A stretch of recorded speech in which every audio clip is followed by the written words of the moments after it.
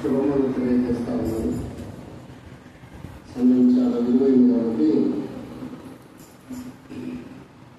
ఈరోజు యోగశ్రమ ప్రార్థన మందిరం యొక్క సేవకులైనటువంటి ప్రేక్షకులు, తోటి సహవాసి అయినటువంటి మేరీ సిస్టర్ వారిలో కూడా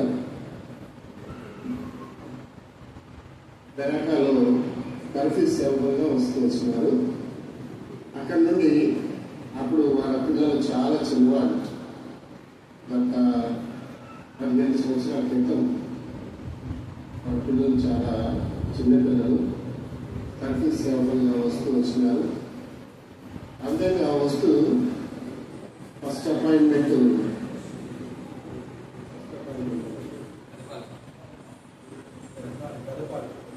పెదపాలెంలో ఫస్ట్ వాళ్ళని ట్రైనింగ్ సేవలుగా అక్కడ అయిపోయిన తర్వాత అపాయింట్మెంట్ ఫస్ట్ అపాయింట్మెంట్ పెదపాలెంలో ఇవ్వడం జరిగింది. రెండవదిగా మరి అంగల్కుదురులో రెండవ అపాయింట్మెంట్. అయితే నాకు తెలిసి అంగల్కుదురుకి తన సేవకులుగా ఏర్పాటు చేసిన తర్వాత ఇక్కడ ఉన్నటువంటి పరిస్థితులు చాలా ధైర్యమైన పరిస్థితులు అని చెప్పవచ్చు. గత దినాల్లో అనేక మంది సేవకులు ఇక్కడ ఉన్నారు. వారు పరిచయం చేసినప్పుడు నేను చూస్తూ వచ్చినాను.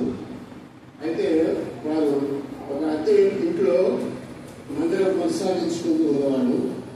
ఆ ఇల్లు కూడా పూర్తిగా ఉపయోగించబడేది కాదు, పంచలాగా ఉండేది ముందు భాగంలో. ఆ పంచలో జరుపుకుంటూ ఉండేవాడు.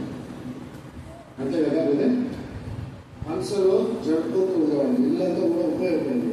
అయితే దేవుని చిత్తానుసారంగా మరి వారికి ఒక దేవుడు తన అనాదికాల సందర్భంలో ఈ యొక్క అంగల్కుదురు గ్రామంలో ఈ యొక్క జీవోత్సవాలు వారి ప్రార్థనా ఫలితంగా సహోదరుడు చేసినటువంటి ఆ యొక్క తన యొక్క పరిచర్యలో భాగంగా ఒక మందిరం కావాలి, స్థలం కావాలని వారు కోరుకుంటూ వచ్చినారు. ముందుగా మందిరం అని లేదండి, స్థలం కావాలన్నారు. అయితే మరి బెరకాల అప్పటికే నేను బాధ్యత సహోదరుడుగా ఉంటూ ఉన్నాను.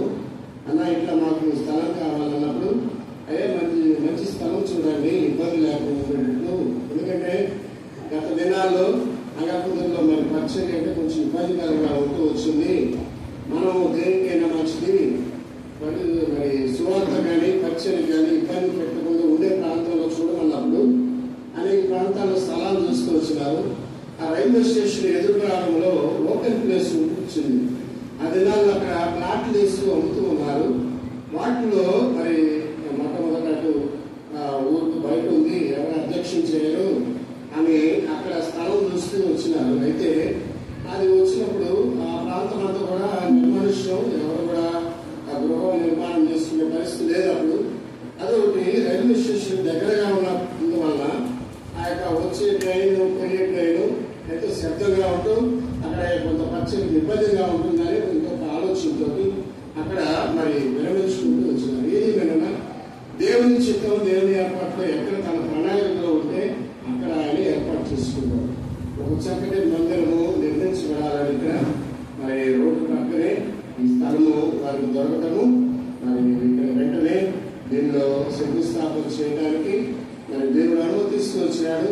అటు విషయంలో సంఘంతో భారంగా వారికి దేవుడు ఇచ్చినటువంటి వారి కష్టార్జితుల దారాల నుండి వారు గుర్తు వచ్చినారు. అంతేకాకుండా ప్రార్థిస్తూ వచ్చినారు భారంగా. నాకు తెలిసిన విషయం ఆ యొక్క మందిరం నిర్మించబడడానికి మనము మరి ఒక గృహం నిర్మించుకోవడానికి వ్యక్తిగతంగా ఎంత ప్రయాసపడతామో, ఆర్థిక పరంగా కానివ్వండి, మరి అదేవిధంగా మన శక్తి వంచన లేకుండా ఎంత ప్రయాసపడతామో అంతకు మించి ఈ సహోదరుడు సహోదరి వారి బిడ్డలు కూడా ప్రయాసపడ్డారనే విషయం నాకు తెలుసు. అంతేకాకుండా వారి బంధువులు కూడా బయట నుండి పిలిపించి వారి యొక్క బహుశా వాళ్ళ బ్రదర్స్ అనుకుంటా, వారి బామర్దులు కాపీ పని చేస్తారు. వారిని కూడా పిలిపించి వారి ద్వారా కూడా ఇక్కడ మరి వారి ఈ యొక్క మందిరం పని పూర్తి అవడానికి వారు కొన్ని దినాలు ఇక్కడే ఉంచుకునేది. ఆ విధంగా మరి సంఘంలో అక్క చెప్తూ వచ్చినారు. వారి బాధ్యత వారి యొక్క కుటుంబంలో ఎవరి పరిస్థితులు వాళ్ళకి తెలుసు. ఊరికి వచ్చి అట్లా పలకరించి ఏదో ఆర్థికంగా కొంత అన్ని ఇవ్వగలుగుతాం, కానీ నిలబడి సంపూర్తి చేయడానికి చాలా శక్తి అవసరమండి, చాలా ఓర్పు అవసరం. కాబట్టి తన యొక్క సొంత గృహంలో ఎలా నిర్మించుకుంటారు చూసుకుంటాం మనము మన గృహాన్ని. అంతకు మించి ఆయన శ్రద్ధ తీసుకుని తనకు అప్పగించిన పనులు నమ్మకంగా మరి ఈ యొక్క మందిరం ఫస్ట్లో నిర్మించబడటానికి దేవుడు ఎంతో వాళ్ళు ఉపయోగించుకోవచ్చు. కొన్ని దినాలు అయిన తర్వాత అన్న మాకు మరి ఇంటికన్ను మందిరానికి చాలట్లేదు, వేరే ప్రాంతాల నుంచి కూడా వస్తూ ఉన్నారు, మేము పైన ఏర్పాటు చేసుకోవాలి అన్నప్పుడు అవి ప్రార్థించండి, దేవుడు తక్కువ సాయం చేస్తారన్నప్పుడు మరి మరొక 5 సంవత్సరాలు అంతే కదా, 5 సంవత్సరాలు అయిన తర్వాత మనకి ఫస్ట్ ఫ్లోర్ వేసుకుని ఇక్కడ ఈ విధంగా మరి దేవుడికి మహిమార్థంగా అనేక అన్ని జనులకు మరి తన సువార్త ప్రకటించుకునే విధంగా ఈ విధంగా సుందరమైనటువంటి మందిరం నిర్మించబడటానికి వారు ఎంతో ప్రయాసపడుతూ వచ్చినారు. వారి యొక్క ప్రయాస దేవుడు మరి చూస్తూ వచ్చినాడు. ఇది మరి వారి జీవితంలో ఎంతో మరి అమూల్యమైందని చెప్పవచ్చు. అది వారి యొక్క మరి అనేక మంది దైవజనులు గతంలో వస్తూ వచ్చినారు, కానీ వారికి మరి ఇది బాధ్యత అని కానివ్వండి, మరి ప్రయాసాలు కానివ్వండి, దేవుని యొక్క మరి వారి పట్ల ప్రణాళిక లేదనేమో మరి ఏదేమైనప్పటికీ మెషక్ బ్రదర్ విషయంలో మరి వారు ఈ విధంగా ఇక్కడ ఈ విధంగా నిర్మించబడటానికి మరి ఎంతగానో ప్రయాసపడుతూ వస్తున్నారు. అది వాస్తవంగా నాకు బాగా తెలిసిన విషయం. అంత మాత్రమే కాదు, పరిచయ విషయంలో కూడా మరి ఎంతో శ్రద్ధాభక్తితోటి సహోదరుడు ఎప్పుడు చూసినా ఫోన్ చేసినప్పుడు సైలెంట్ లో ఉండేది. ఏదైనా అవసరమై మరి అక్కడ బెరాకా నుండి విషయాలు తెలియజేయాల్సినప్పుడు ఎప్పుడు చూసినా సైలెంట్ లో ఉండేది. ఏంటి బ్రదర్ ఎప్పుడు చూసినా సైలెంట్ లో ఉండేది, అలా ప్రార్థనలో ఉన్నానన్నా అని చెప్తూ వచ్చాడు. అంటే ఎప్పుడు చూసినా కూడా ప్రార్థనలో ఎక్కువ సమయం గడుపుతూ ఉండేవాడు. అది చాలా అవసరమండి సేవకులకి. చూసినట్టే మరి ఏది మనకు దేవుడు తెలియజేస్తున్నాడు. వాక్యము నేను చెప్పి మరి చెప్పడం కాదు, కానీ మనం చూసినట్టే ఫిలిప్పీ పత్రిక 3వ అధ్యాయము 13వ వచనంలో చూసినట్టే వెనుకున్నవి మరచి ముందున్న వాటి కొరకై వేగలపడి, తర్వాత వచ్చిన 14 క్రీస్తు యేసునందు దేవుని ఉన్నతమైన పిల్లలకు కలుగా బహుమానము పొందవలని గురి యొద్దకే పరిగెత్తుచున్నారు. కాబట్టి సేవకులకు ఒక గురి ఉంది, సేవకులకు అనేది ఒక గురి ఉంది. ఆ గురి ఏంటంటే పరిచర్య. ఆ పరిచర్య గురిని దేవుని యొద్దకు ఎక్కడైతే పిలిస్తే అక్కడ వెళ్ళాలి వాడు. ఇది అశాశ్వతం కాదు పిల్లలు, ఏ సంఘం అశాశ్వతం కాదు. ఇక్కడ దేవుడు వారి యొక్క పని ఎంతవరకు అవసరమో అంతకాలం ఉంచుతూ వచ్చినాడు. ఇంకొక చోట ఇలాంటి అవసరం ఉందేమో, అందు నిమిత్తం పంపిస్తున్నాడేమో. ఆయన దేవుని గురి అది అనేక సంఘాలు నిర్మించబడాలి, అనేక ఆత్మ రక్షణతో ప్రయాసపడాలని వారికి ఒక బాధ్యత అప్పగించున్నాడు. కాబట్టి మరి ముందున్న వాటి కోసం వేగపడాలి. పాతవి సమస్తము మరి విడిచిపెట్టి ఇక్కడ గతంలో ఉన్నటువంటి సంఘంలో ఉన్నటువంటి వారైనా సరే, వారు మరి మెషక్ బ్రదర్ వారైనా సరే పాతవేళ్ళని కూడా మర్చిపోయి ముందున్న వాటి కోసం వేగపడాలి. వారి ప్రయాసంతో కూడా అనేక నా తండ్రి ఇంటి అనేక నివాసాలు కావాలన్నట్టు ఆ నివాసాలు ఇంకా సిద్ధం చేయాలి ప్రభు బిడ్డల కోసం. కాబట్టి వారు వేరే చోట్ల మరి వారి యొక్క అవసరం ఉన్నదేమో, అది దేవుని చిత్తం, మన చిత్తం కాదండి. కాబట్టి అటు విషయంలో తనను ఈ విధంగా ఇంకో చోట నిర్మించబడాలి వారి ద్వారా. ఎందుకు అనుకోకూడదు మన ద్వారా? ఇక్కడ ఎలా ఉంది గతంలో పరిస్థితి, ఇప్పుడు ఎలా ఉంది, అలాంటి అవసరం ఇంకో చోట ఉందేమో, దేవుని చిత్తంలో ఆ విధంగా అది ఏర్పాటు చేయబడటానికి వెళ్తున్నాడేమో. ఒకవేళ ఏర్పాటు చేయబడింది అనుకుందాము, ఇంకేదైనా ఉందేమో. కాబట్టి దేవుని ప్రణాళికలు ఎవరికి అర్థం కావండి.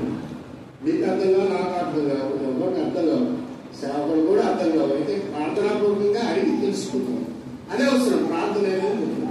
కాబట్టి ఈ విషయంలో ఎవరు కూడా మనం మరి గతం ఇక్కడ ఉన్న సంఘస్థులు కానీ బ్రదర్ కానీ మరి బ్రదర్తో ఉన్నటువంటి తోటి మరి విశ్వాస సేవకులు కానీ మరి నేను కూడా ఆ విషయంలో బ్రదర్ విషయంలో చాలా దేవుడు వారిని ఎంతగానో మరి వాడుకుంటూ వచ్చినాడు. ఈ యొక్క జోరక్షణ 19 మంది విషయంలో అందుని బట్టి నేను గొప్పగా చెప్పగలను, ధైర్యంగా చెప్పగలను. ఎందుకంటే నా కళ్ళ ముందు చూస్తూ వచ్చినారు వారు ఎలా పంపించబడుతూ వచ్చినారు, ఇప్పుడు ఇక్కడ పరిస్థితి ఎలా ఉండాలని అనేక పరిస్థితులు ఉంటాయి. ఇప్పుడు ఇలా ఒక మరి ఒక రోజు ఉందంటే మరి ఏముంటది, ఉదయాన్నే వెళ్తూ ఉంటుంది, రాత్రికి ఏమొస్తుంది చీకటి వస్తుంది. దేవుని ఏర్పాటు. అలాగే మనిషి జీవితంలో కూడా వెలుగు ఉంటుంది, చీకటి ఉంటుంది. మనము రెండు అవసరం. పని చేయాలంటే వెలుగు అవసరము, విశ్రాంతి తీసుకుని మళ్ళీ శక్తిని పొందాలంటే రాత్రి అవసరం. ఇది కూడా అవసరమే. మనలో ఉన్న కొన్ని సరి చేసుకోవడానికి ఈ రాత్రి అనేది సరి చేసుకోవడానికి సమయం. మళ్ళీ వెలుగు సంబంధాలుగా మార్చబడటానికి ఈ రాత్రి అనేది సరి చేసుకోవాలి. దినము వెలుగుతో ప్రారంభించి చీకటిగా ఎట్లా ముగించబడుతుందో ఆ యొక్క మన జీవితం కూడా వెలుగుతో ప్రారంభించబడి ఒక్కోసారి చీకటి ప్రవేశించినప్పుడు సరి చేసుకుని మళ్ళీ వెలుగులోకి రావడానికి చీకటి అనుమతిస్తాడు దేవుడు. ఈ యొక్క దినం కూడా అలా ఉన్నది. మనం కూడా సరి చేసుకుని మళ్ళీ ఆ యొక్క వెలుగులో ప్రవేశించడానికి సిద్ధపాటు కలిగి ఉన్నారు. ప్రతి వాళ్ళకి బలహీనత ఉంది, మానవులకు బలహీనత ఉంది, ప్రతి మానవునికి బలహీనత ఉంది. కాబట్టి మనం వెలుగు సంబంధంగా మరి మార్చబడాలని మరి దేవుడు ఈ విధంగా సహోదరుడి పట్ల ఇంకా ప్రణాళిక దాచి ఉంచాడు. అందు నిమిత్తమే ఆయన చిత్రంలో ఏర్పాటులో వేరే చోటకి మరి పంపిస్తున్నారేమో అని నేను దేవుని ప్రగాఢ విశ్వాసంతో నేను ఉన్నాను. అయితే మరి బ్రదరు చిన్న చేంజెస్ జరుగుతూ వచ్చినాయి. అప్పుడంలో ఇక్కడికి పంపిస్తాము. మరి పెద్దలందిపాల సేవకులు క్రీస్తుదాస్ బ్రదర్ని ఇక్కడికి పోస్టింగ్ అనుమతి తీసుకువచ్చినారు వారు రేపు. అయితే చివరిలో చిన్న మార్పులు తీసుకువచ్చినారు. ఇక్కడ మరి వచ్చేటువంటి క్రీస్తుదాస్ బ్రదర్ను మన కొల్లిపర గ్రామం మార్చుతూ వచ్చినారు. కొల్లిపర మందిరానికి అక్కడ పంపిస్తూ వచ్చినారు. బ్రదర్ని మరి రేపు మంగళవారము క్రోసూరు అక్కడికి అపాయింట్మెంట్ ఇవ్వడానికి బ్రదర్కి ఎవరో వాడు తీర్మానం చేశారు. కాబట్టి ఈ యొక్క సెండ్ ఆఫ్ ఫంక్షన్ మళ్ళీ జరగలేక, ఎందుకంటే ఇదే ఈ యొక్క సెండ్ ఆఫ్ ఫంక్షన్ అయిపోయిన తర్వాత రేపు మరి అపాయింట్మెంట్ తీసుకుని క్రోసూరు వెళ్తారు బ్రదర్. ఇదే వీక్లో ఇదే బహుశా దేవోచితం అయితే వచ్చే ఆదివారం అక్కడ ఆయన పరిచర్యలో ఉంటాడు. ఆ విధంగా మనం ప్రార్థన చేద్దాం. ఈ విషయం గమనించండి. బహుశా బ్రదర్ కూడా తెలియదు ఈ విషయము. మేము వచ్చిన తర్వాత నేను ప్రభాకర్ గారు నెమ్మదిగా ఈ విషయం తెలియజేస్తూ వచ్చినాం. మాకు కూడా నిన్న సాయంత్రం ఈ విషయం తెలిసింది. ఈ విధంగా ఆ యొక్క పరిస్థితులను బట్టి హెబ్రోను వాళ్ళు తీసుకున్న తీర్మానం అది. దాన్ని మనము అంగీకరించవలసిగా ఉన్నాము. కాబట్టి మరి వారి యొక్క బిడ్డలు కూడా మరి దేవుని ఆత్మపూర్వకంగా నడిపించబడాలని, వారు మరి ప్రయోజనం కావాలి. వారు ఎలా ఇట్లా తల్లిదండ్రులు ఎలా దేవుని పరిచయంలో పాల్పంచుకున్నారు, వాళ్ళ పిల్లలు కూడా విధేయతతోటి దేవుని వైపు తిరిగి తిప్పబడాలని, పరిచర్యలో పాల్గొవలసిన కావాలని మన వంతు మనము మన బిడ్డలతో పాటు వారి నిమిత్తం కూడా ప్రార్థిస్తాం. దేవుడి మాటలో దేవుడి